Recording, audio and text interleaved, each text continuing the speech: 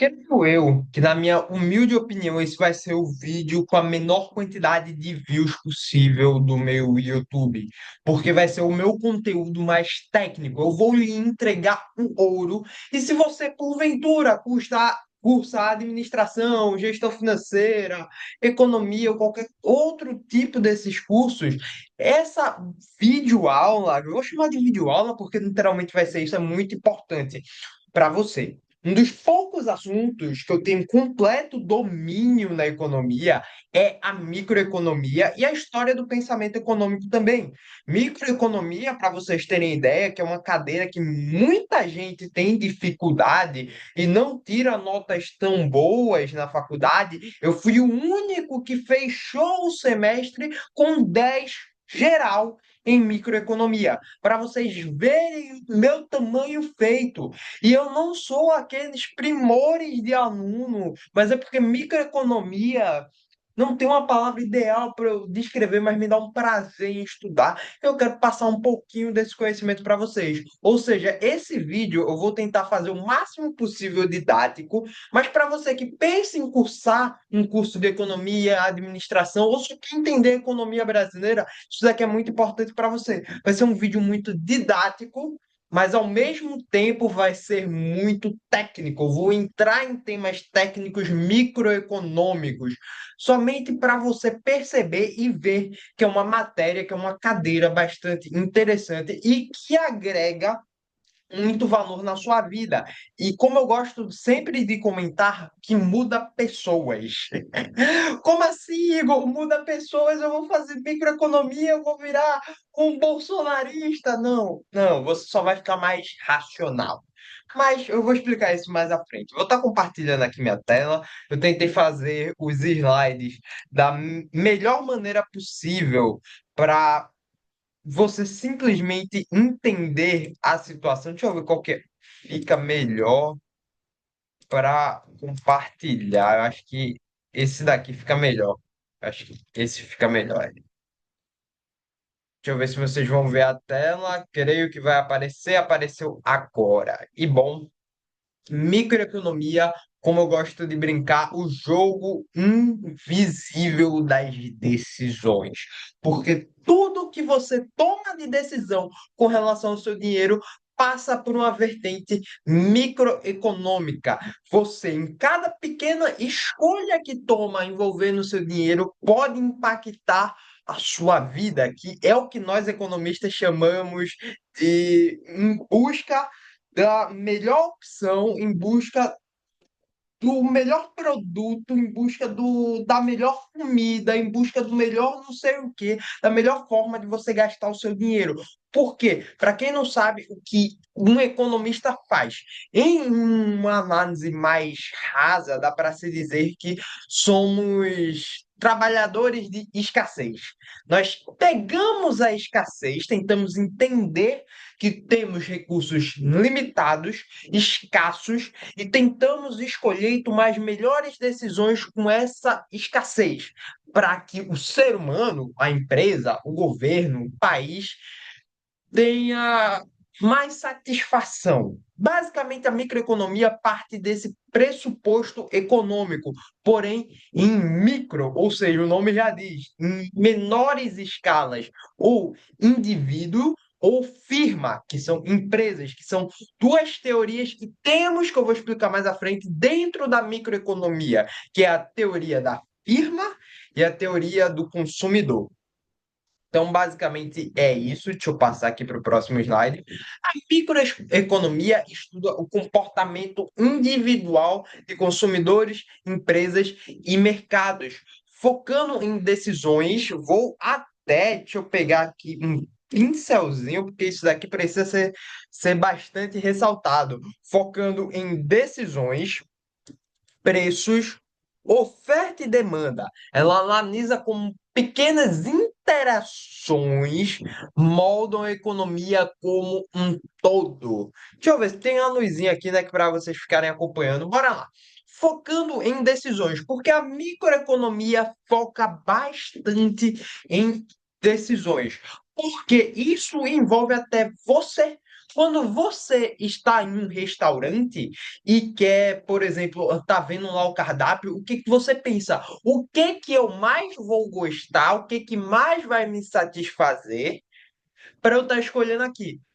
Basicamente, isso é um princípio microeconômico, só que você está tomando em uma pequena escala. Nós, economistas, usamos, obviamente, as decisões com base em outras variáveis, porém, tentando entender qual seria a melhor decisão possível para você. Só que nós fazemos cálculos, vocês fazem pensando aqui, ó, eu tô com um cardápio aqui na minha mão, o que é que eu faço aqui? Eu escolho um estrogonofe com batata frita e essa picanha deliciosa que o Lula me entregou. Então, basicamente, é isso que a gente tenta entender. Por isso temos esses focos em decisões. E os preços. Por quê? Vamos supor do ponto que só temos R$ 15. A gente vai tentar escolher a cesta óptima de produtos ou o produto que mais vai me satisfazer com aqueles R$ 15. Ou procurar a melhor oferta com o preço limite que nós temos, que é uma escassez de R$ 15. E tudo isso analisado sobre a óptica da oferta e da demanda, pois isso influencia todo o mercado. Quanto maior a oferta, peraí que agora deu um branco na cabeça. Mas basicamente, todas as vezes que o preço está lá nas alturas é porque é um produto escasso, tem pouca demanda. Quando o preço vai diminuindo, a demanda aumenta, porque as pessoas vão comprando mais. Isso é a lógica, princípio da oferta e demanda, da oferta e da demanda. E é isso que nós analisamos com essas pequenas interações que moldam um todo.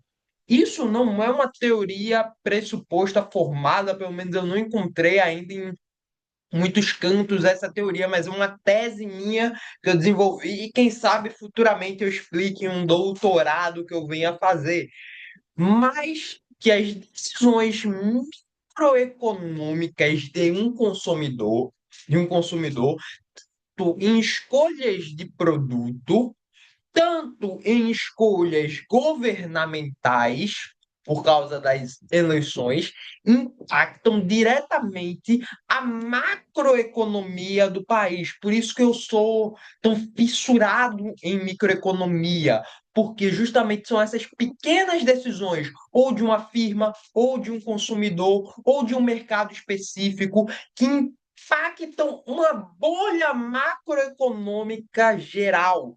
Por isso que eu sou fascinado em microeconomia. Se você um dia me encontrar no meio da rua e querer falar comigo sobre princípios macroeconômicos, que eu também gosto pra caramba, eu vou puxar muitos princípios microeconômicos, porque eu vejo esses princípios macroeconômicos sendo meio que tomados pela microeconomia, ou seja, eles só acontecem por causa da microeconomia.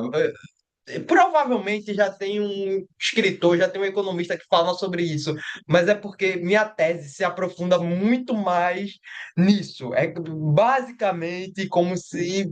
Não vou falar muita coisa não, porque eu posso estar falando muita merda, mas é uma tese minha que eu tenho, que eu ainda tenho muitos anos de estudo para desenvolver, e se Deus me permitir, quem sabe? Ai, ai, mas basicamente é isso. Vamos para o próximo slide. Como que apaga isso daqui? Tem uma borracha aqui, né? É, ó. Aprendendo a usar o Zoom, quem diria? Mas bora lá. A microeconomia tenta entender como cada pessoa e empresa reage aos incentivos. O que seria esses incentivos? Ou incentivos fiscais, o governo aportando mais dinheiro, o governo aumentando salários, o governo diminuindo os salários, aqui como é fácil. Se o preço cai, a gente compra mais. Se o custo aumenta, o produto faz menos.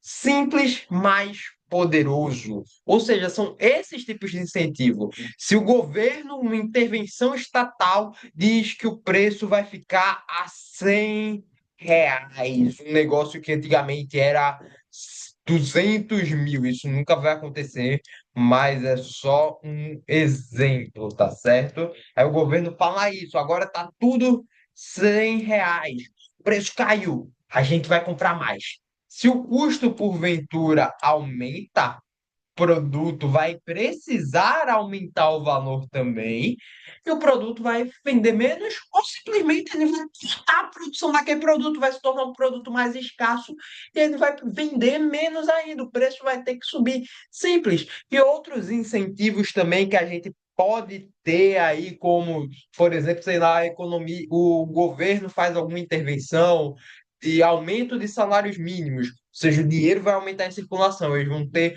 mais, as pessoas vão ter mais dinheiro para comprar aquilo. A firma vai precisar aumentar a produção ou aumentar o preço daquele determinado produto, porque senão vai ser esgotado mais fácil. E no fim dá muito ruim. No fim dá ruim para chuchu. Então, basicamente, a gente busca estudar isso. E uma das coisas que a gente mais estuda em microeconomia, eu estou falando mais desses assuntos e algo mais assim, porque foi o que eu vi em Microeconomia 1. Em Microeconomia 2, a gente pressupõe basicamente as mesmas coisas, pelo que eu estava vendo, só que um grau maior. Então, basicamente, nós temos a teoria do consumidor, como eu já havia falado para vocês, que é como nós, CPFs, escolhemos o que comprar, a melhor cesta óptima de produto que chamamos, a teoria da firma, como as empresas produzem, a melhor decisão de produção para aquelas empresas e as definições de preços. E sempre vamos tentar buscar um equilíbrio. Vamos pressupor que aqui é o consumidor e aqui é a firma. O consumidor, por exemplo, quer, sei lá, o consumidor quer consumir X. Isso é o que o consumidor quer consumir aqui. Só que a firma só consegue produzir isso daqui, que é 2. Isso daqui seria um dos pontos de equilíbrio, mas o consumidor não quer isso, o consumidor quer isso daqui. Então a firma precisa aumentar a sua produção para ter essa demanda, ter essa quantidade de produtos para tentar encontrar o equilíbrio de mercado. Eu vou explicar isso mais à frente de uma forma mais complexa, mas basicamente é isso daqui. E outra coisa, algo que eu aprendi na cadeira de microeconomia, com eu esqueci o nome dela, mas ela era mestre em economia, eu não me lembro. Fez os caramba quatro de APCN, eu acho que é o bagulho geral de economia para você fazer mestrado e doutorado. Ela fez tudo. E ela fala: economista gosta de duas coisas. Dinheiro e fazer gráfico, e fazer isso daqui. Quando eu era do ensino médio, detestava a função por causa dessa diachenta. Mas agora eu amo fazer, eu amo quando tem uma matéria que preciso fazer um gráficozinho desse, eu amo, velho.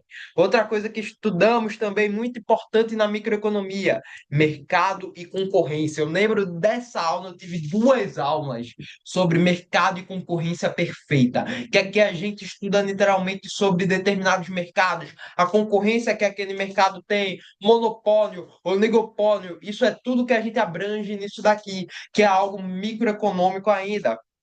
Lei da oferta e da demanda clássica, elasticidade, que o que seria a elasticidade? É basicamente a resposta à variação de preços. Se um preço sobe, qual seria a elasticidade desse preço? Aqui no Dalé, aquele produto tem uma demanda elástica ou inelástica? Basicamente é isso que a microeconomia também estuda. E o principal, que é um tema da microeconomia que eu sou fissurado, tô doido para pegar uma cadeira que, se eu não me engano, é Políticas Públicas. Se eu não me engano, o nome da cadeira é Políticas Públicas. Vai ser lá para o sexto período, que é justamente isso daqui, ó. Intervenções do governo, os impostos cobrados tanto sobre pessoas físicas, sobre pessoas jurídicas, subsídios, controle de preços, que a gente vê que o governo faz isso daqui. Inclusive, por exemplo, uma das pautas que está por agora é: vamos supor que o governo quer taxar os multibilionários, as multi-empresas bilionárias e tudo mais, aumentar os impostos delas. Tá, governo aumenta, mas uma das coisas, aumenta os impostos para essas empresas bilionárias. Uma das coisas que pode acontecer é eles repassarem esse valor sobre os produtos e ficar mais caro para a população. Ou seja, a população se ferra. O que é que o governo pode fazer? Controle de preços. tal produto não pode passar, esse produto V não pode passar do preço de R$ 5. Não pode, esse daqui é o preço máximo. O governo faz esse controle de preços e é um pressuposto que o governo pode tomar em medidas muito, mas muito drásticas, tá certo? Agora, como que apaga? Será que se eu apertar aqui, apaga tudo? Ó, coisa boa, menor. E vamos lá. O que que nós temos aqui que eu não estou nem lendo o que que foi que eu escrevi? É decisões do consumidor. Basicamente, a decisão que o consumidor pode tomar para ele pegar a cesta óptima.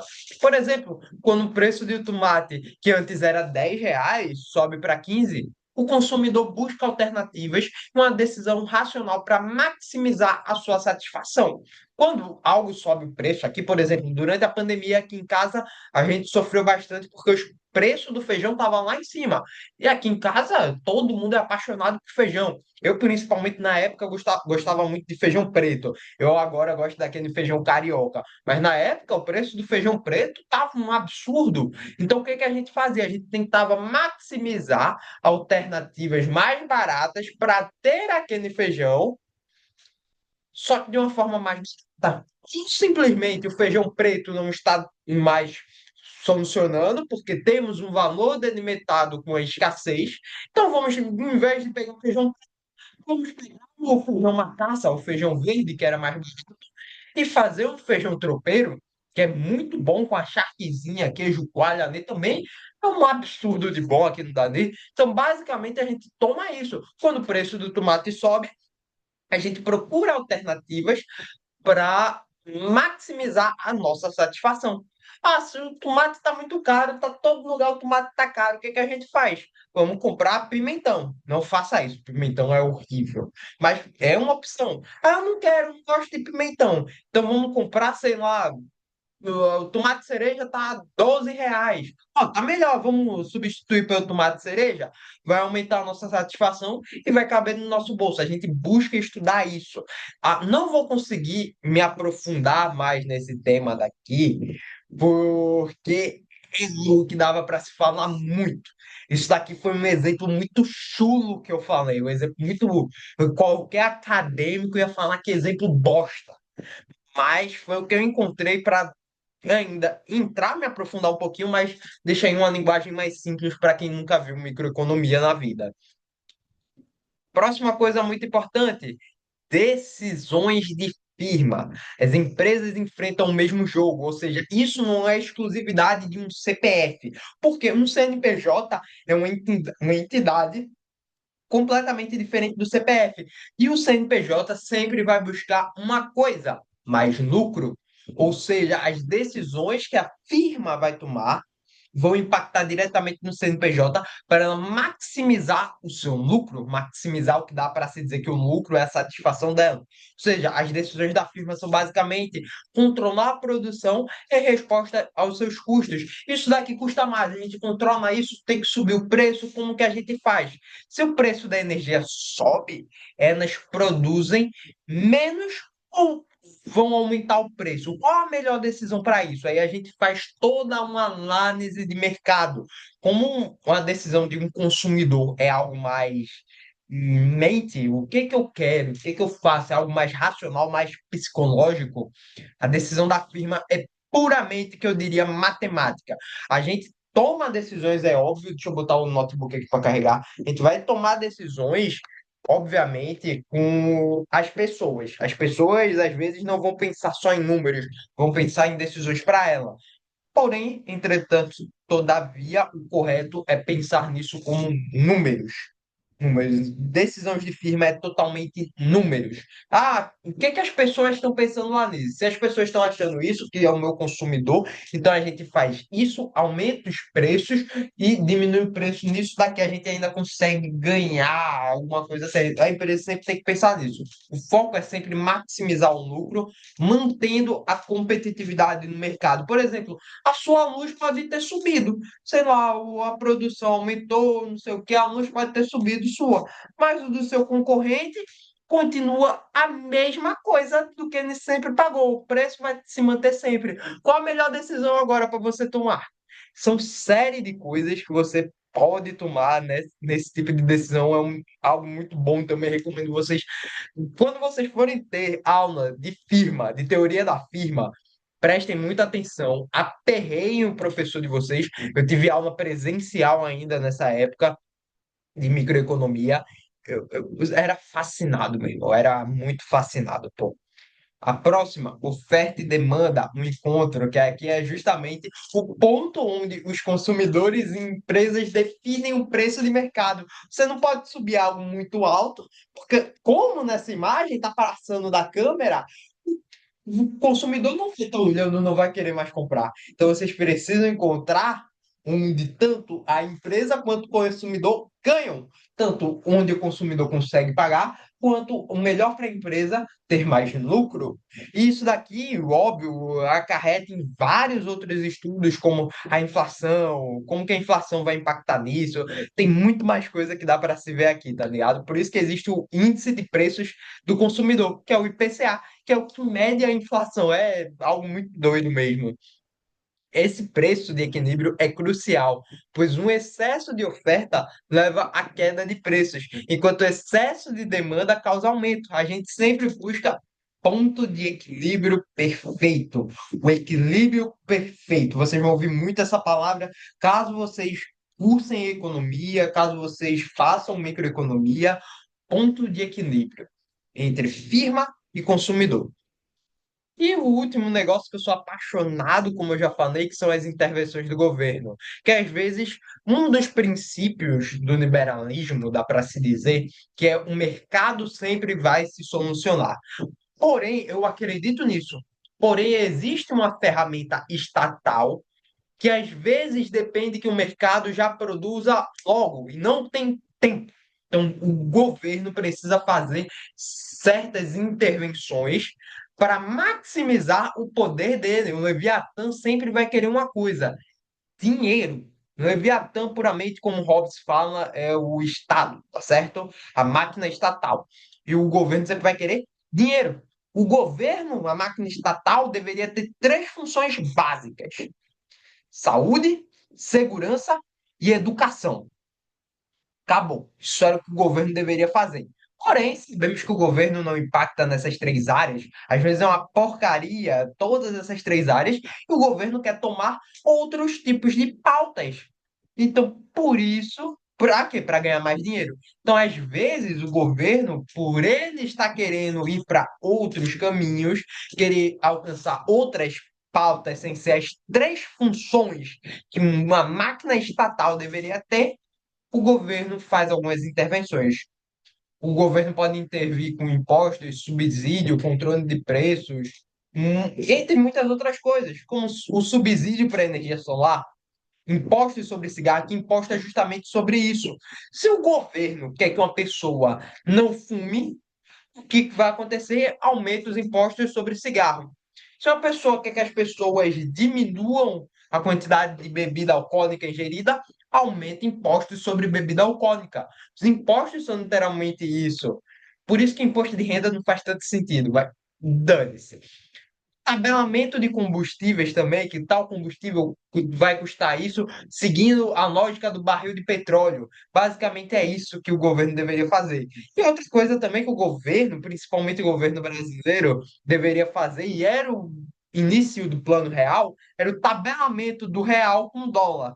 Se um real vale um real, sempre vai valer um dólar. Mas sabemos que a impressão e a máquina estatal precisa sempre de mais verdinhas, mais oncinhas, mais peixe. É peixinhos que tem na nota de 100. Nunca mais vi dinheiro vivo, pô. Mas peixinhos para pagar suas dívidas, porque o governo brasileiro faz muito isso. Então, por que é importante saber microeconomia hoje? Isso impacta muito na sua vida. Por causa de uma simples coisa. Estamos em um país que dá para se dizer subdesenvolvido, que é o Brasil, onde a inflação sempre está lá nas alturas. Na década de 80, no século passado, a gente viu aqui no Brasil, vocês viram, tem gente mais velha que viu isso, eu não vi, eu vi nos livros de história, que era literalmente você recebia o seu salário no dia 5, você tinha que fazer as compras no mesmo dia, porque se fosse para o dia 6 já estava tudo. todos os preços subiam já. Então é importante entender microeconomia isso para você tomar a melhor decisão óptima possível. Se você for um empreendedor, para você tomar a melhor decisão para a sua firma possível, que é literalmente entender a inflação e o custo de vida no país, compreender o comportamento das empresas e dos preços, tomar decisões melhores de consumo e para investir o seu dinheiro, que é um dos pontos que eu mais bato aqui nesse canal. Outra coisa muito importante, que é um exemplo que eu coloquei aqui, o aumento do preço dos alimentos, que é algo que acontece muito, a gente precisa entender com esse aumento o que que a gente pode comprar, fazer o jogo de cintura, melhor decisão de consumo e pá. Redução do IPI em 2024 e os impactos da alta do salário mínimo. Muita gente acha que é coisa boa. Tava falando hoje em dia, o pessoal lá no trabalho, ou vai aumentar, o subsídio vai aumentar, não sei o quê. Vamos receber 100 conto a mais. É, a gente recebe R$ 100 a mais, mas minha faculdade, por exemplo, vai sair de R$ 205 para R$ 300. Não, brincadeira. Tudo vai aumentar. Então, esse salário mínimo é só para a gente ter uma folga, dá para se dizer. Enfim, essa dá para se dizer que foi a aula de hoje. A aula entre muitas aspas. Espero que você tenha gostado, que você tenha conseguido entender. Se você é formado em economia, entende economia e quer dar sugestões, falar de coisas que eu não falei aqui, diz aí nos comentários, porque é muita coisa. Microeconomia é algo bastante interessante, que eu amo, como eu já falei a princípio, e que às vezes foge muita coisa da cabeça. Eu fiz esse slide aqui, coisa rápida, e, bom, é isso. Esse foi o vídeo de hoje. Espero que você tenha gostado. E até a próxima, galera. Fui. Tamo junto, rapaziada.